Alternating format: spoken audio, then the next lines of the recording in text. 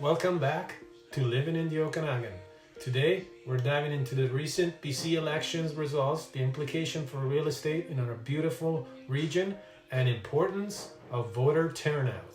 So stay tuned.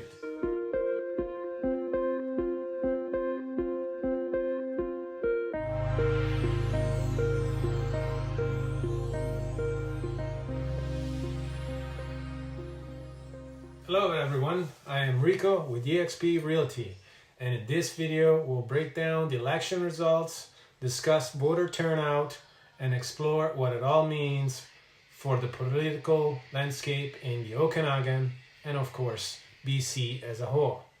So, the New Democratic Party has retained its position in the provincial government, and policies continues to shape our housing market. So, a little bit of a background, the NDP has been in power since 2017, and during their stay in office, they have introduced several measures aiming at addressing housing affordability and market stability. So, in this video, let's take a closer look at some of their key initiatives. Okay, so let's get started. 5 bold steps. Okay, so what did the NDP did in the last 4 years? Well, here you can go on their website and they have it right there for you. 5 bold steps we've taken on housing in 2023. So the first one, and very controversial, was regulating short-term rentals to turn them into homes for people. Investors with multiple property takes homes off the market and turn them into things like Airbnbs and VRBO, reducing the amount of rental housing available for BC families. Okay, so what did this cause? Well, so far we haven't seen that many listings coming back on the market, and so it seems like people are holding off, not to list their property. So I don't know if this action has really worked, but obviously it's my own opinion and to be discussed with other people that can watch this video later on.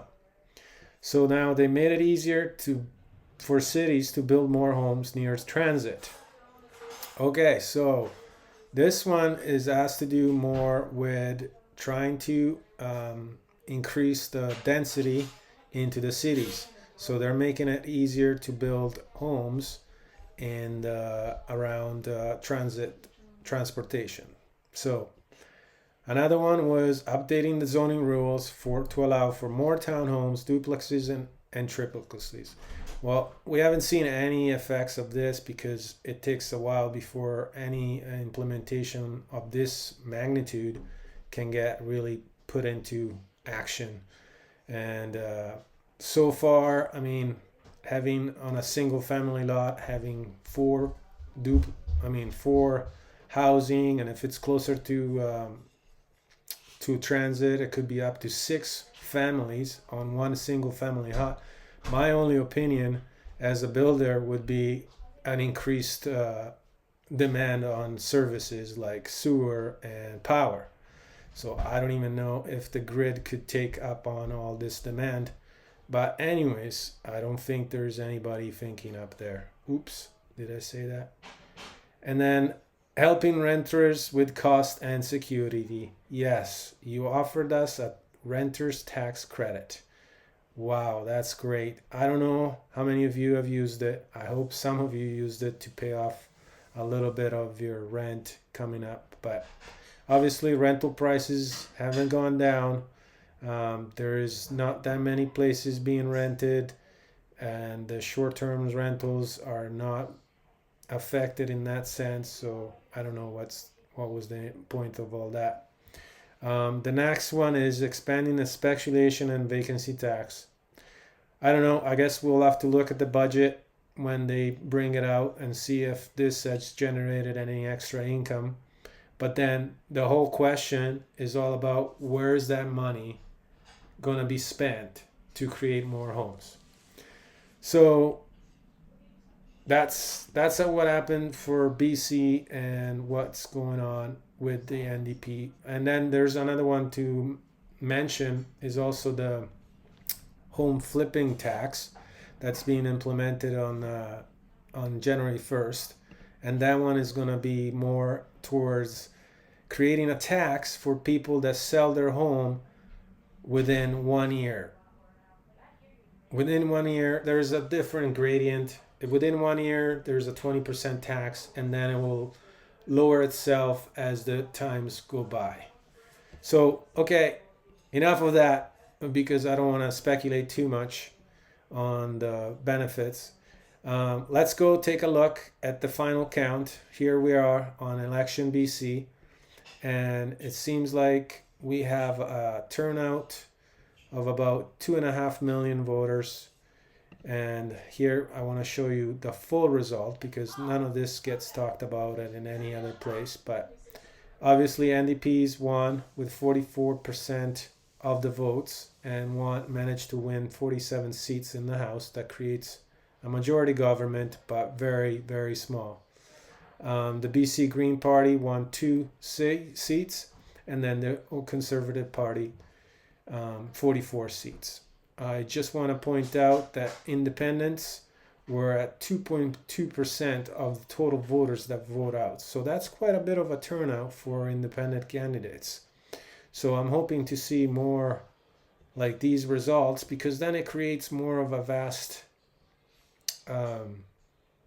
open, freedom-minded sort of results.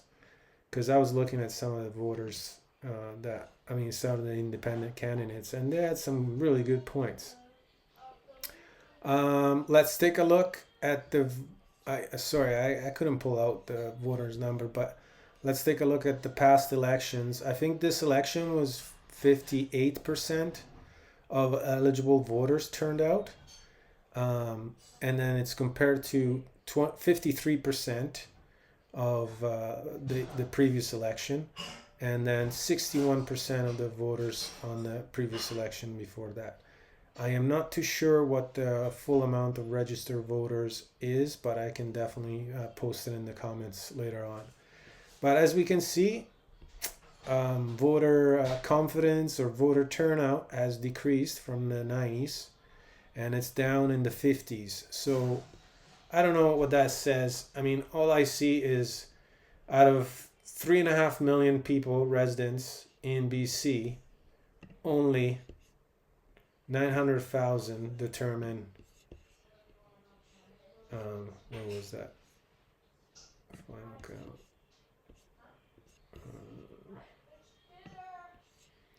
Only 900,000 determine who gets to make the decision in government. I don't know about you, but this doesn't seem a democratic response, because if you have that's 30% of the population is deciding what's going on in this country. Is that democracy? I don't know. Let's talk about it. I want to talk about this. If you enjoyed this video, please give me a like, thumbs up, and comment, please. Yes, because that creates more shareable videos, and I get out there and I expand my channel, and we can discuss about this. I mean, one of my proposition would be to create a referendum legislature. How about we get smaller governments but bigger turnouts in referendums, so that we can decide on critical decisions to be made, and we all have a fair count, because one decision, 3.5 million voters. No splitting up, no nothing. Democracy right there. Anyways, thank you very much for watching. Have a great day. Talk soon. Bye.